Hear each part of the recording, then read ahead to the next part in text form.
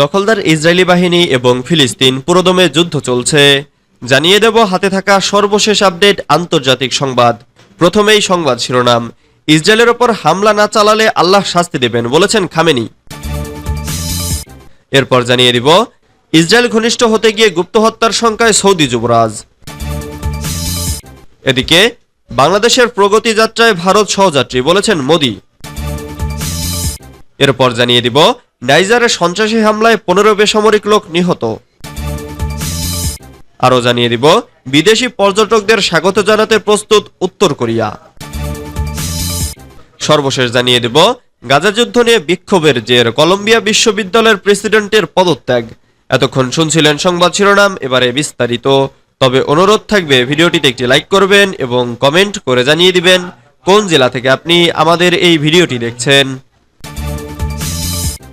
ইসরায়েলের ওপর হামলা না চালালে আল্লাহ শাস্তি দেবেন বলেছেন খামেনি।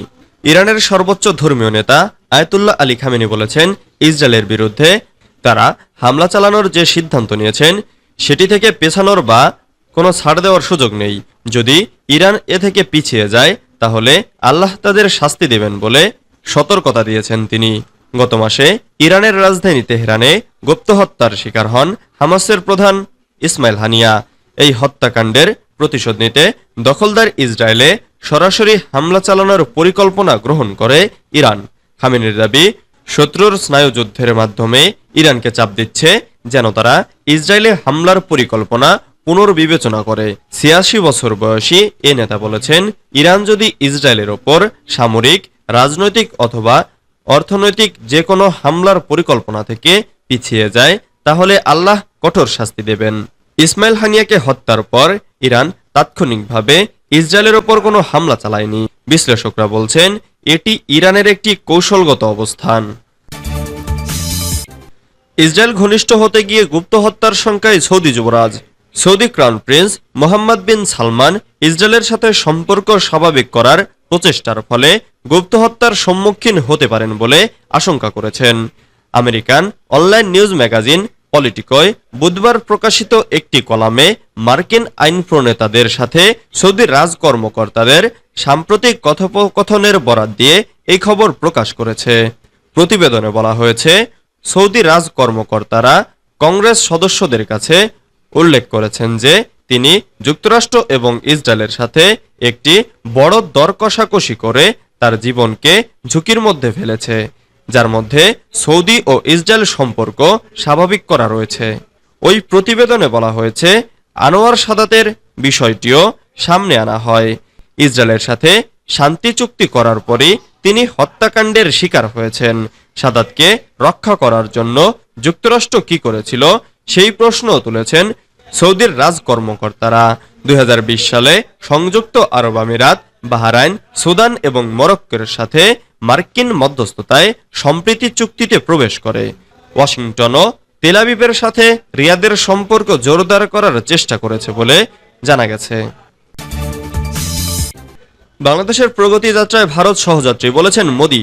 বাংলাদেশের প্রগতি যাত্রায় ভারত সহযোগী হিসেবে থাকবে বলে জানিয়েছেন দেশটির প্রধানমন্ত্রী নরেন্দ্র মোদি। বৃহস্পতিবার ভারতের ৭৮তম স্বাধীনতা দিবস উপলক্ষে দিল্লির লালকেল্লা থেকে জাতির উদ্দেশ্যে ভাষণে তিনি একথা বলেন। নরেন্দ্র মোদি বলেন, আমরা মানবতার কল্যাণে ব্রতী, এই কারণেই বাংলাদেশের সঙ্গে থাকব। ডক্টর মোহাম্মদ ইউনূসের নেতৃত্বে অন্তর্বর্তীকালীন সরকার গঠিত হওয়ার পর মোদি এই প্রথম প্রকাশ্যে বাংলাদেশ নিয়ে মন্তব্য করলেন। তিনি দীর্ঘ ভাষণে বলেন, বাংলাদেশ আমাদের নিকটতম প্রতিবেশী হওয়ায় সেখানকার সাম্প্রতিক ঘটনাবলিতে আমরা স্বাভাবিকভাবেই উদ্বিগ্ন। মোদি বলেন, আমি আশা করি দ্রুত সেখানে পরিস্থিতি স্বাভাবিক হবে। ভারতের ১৪০ কোটি মানুষের আকাঙ্ক্ষা সেদেশের হিন্দু সহ সংখ্যালঘুদের নিরাপত্তা থাকবে। তিনি আরও বলেন, ভারতের একমাত্র প্রত্যাশা প্রতিবেশীরা সহিংসতা ও শান্তির পথে চলবে। আগামী দিনে আমাদের প্রার্থনা বাংলাদেশ প্রগতির পথে চলবে। আমাদের ইতিবাচক চিন্তায় সেই প্রগতির পথে ভারত সহযাত্রী হবে। নাইজারে সন্ত্রাসী হামলায় 15 বেসামরিক লোক নিহত। নাইজারের পশ্চিমাঞ্চলের কয়েকটি গ্রামে একাধিক সন্ত্রাসী হামলায় 15 বেসামরিক নাগরিক নিহত হয়েছে। আহত হয়েছে আরও অনেকে। বুধবার সেনাবাহিনীর এক বিবৃতিতে একথা বলা হয়েছে।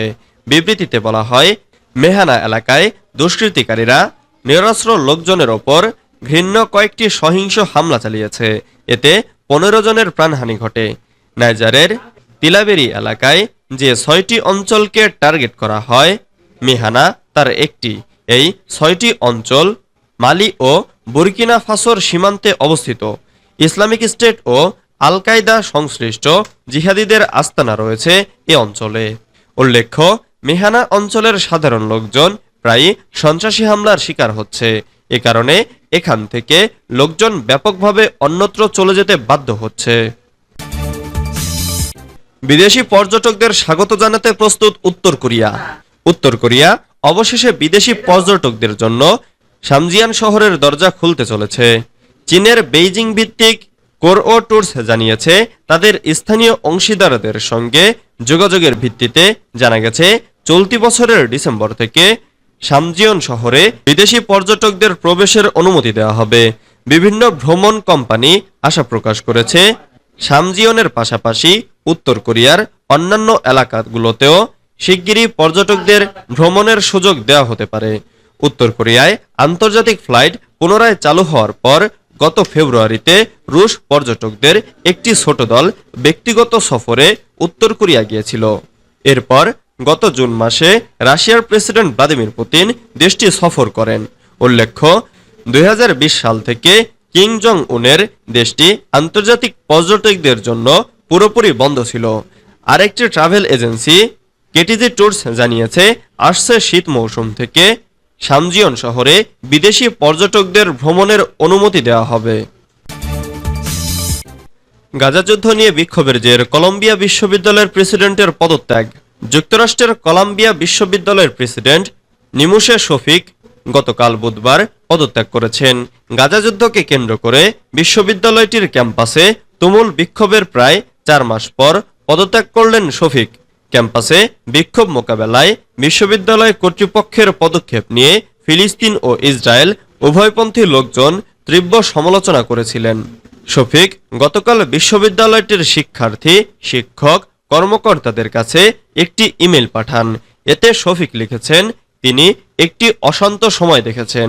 নানা সম্প্রদায়ের মানুষের মধ্যে যে ভিন্ন ভিন্ন দৃষ্টিভঙ্গি রয়েছে তা অতিক্রম করা কঠিন হয়ে পড়েছে। এ সময়টা তার পরিবারের ওপর যথেষ্ট প্রভাব ফেলেছে, যেমনটি প্রভাব ফেলেছে বিভিন্ন সম্প্রদায়ের ওপর। শফিক মনে করেন, এই মুহূর্তে তার চলে যাওয়ার সিদ্ধান্তটি বিশ্ববিদ্যালয়টিকে তার সামনের চ্যালেঞ্জগুলো অতিক্রমে